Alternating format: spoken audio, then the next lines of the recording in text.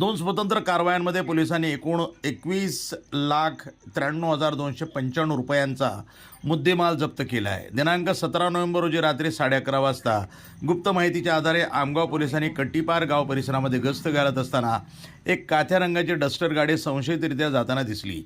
गाडी अडवून तपासणी केली असता 12,76,780 रुपयांचा मुद्देमाल जप्त करण्यात आला। यामध्ये विविध प्रकारच्या देशी विदेशी दारूंचे पव्वे, मोबाईल फोन आणि वाहनांचा समावेश आहे। या प्रकरणी महेश चुटे राहणार गोरठा, विकास शेंडे राहणार भोसा, रवी चुटे राहणार कालीमाटी, राजेंद्र चौरीवा राहणार कट्टीपार, महेंद्र सेवत राहणार कट्टीपार यांना अटक करण्यात आली असून मनोज अळमे राहणार मक्कीटोला हा आरोपी फरार आहे।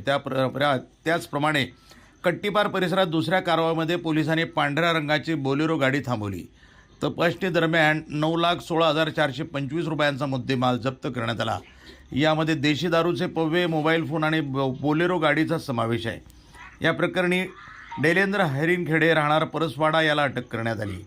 सोमेश्वर सोनावणे राहणार परसवाडा हा फरार आहे। डस्टर गाडीतील माल 12,76,780 रुपये, बोलेरो गाडीतील माल 9,16,425 रुपये, एकूण मुद्देमाल 21,93,295 रुपये ही यशस्वी कारवाई पोलीस अधीक्षक गोरख भामरे, अप्पर पोलीस अधीक्षक नित्यानंद झा आणि उपविभागीय पोलीस अधिकारी प्रमोद बडामे यांच्या मार्गदर्शनाखाली पोलीस निरीक्षक तिरुपती राणे यांच्यासह त्या पथकानं केली।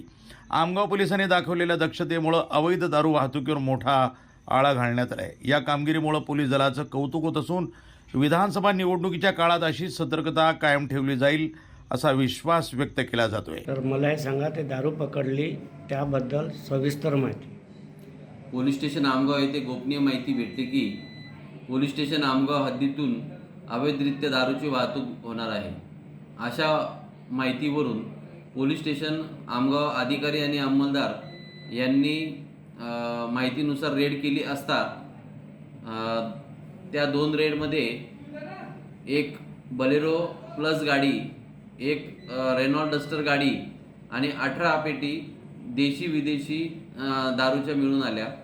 त्या कायदेशीररित्या जप्त करण्यात आलेल्या आहेत।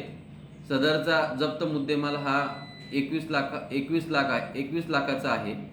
सदरची कारवाई ही माननीय पोलीस अधीक्षक गोरख भामरे साहेब, माननीय ॲडिशनल SP साहेब नित्यानंद झा साहेब आणि उपविभागीय पोलीस अधिकारी प्रमोद मडावी साहेब यांच्या मार्गदर्शनाखाली करण्यात आलेली आहे। ही कारवाई आमगाव पोलीस स्टेशन अधिकारी आणि अंमलदार यांनी केलेली आहे। पुढील तपास पोलीस स्टेशन आमगाव करीत आहेत।